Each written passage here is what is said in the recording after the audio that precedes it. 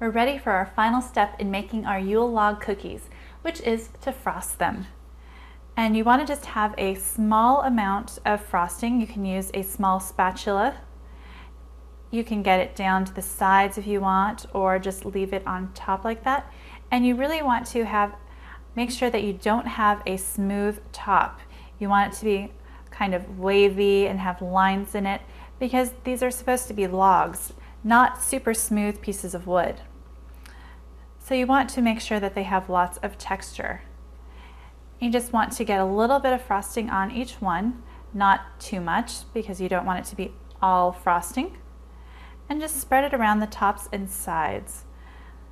You get the smell of delicious maple, and although the traditional Yule logs are not maple, this is a far tastier alternative than oak.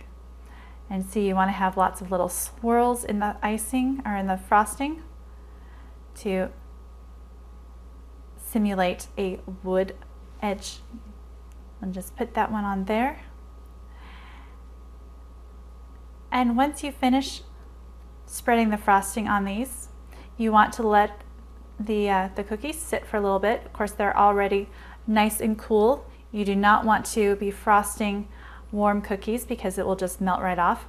And once you let these sit for about half an hour to an hour, then the frosting is going to dry a little bit, so it'll be hard and it won't come off on everything.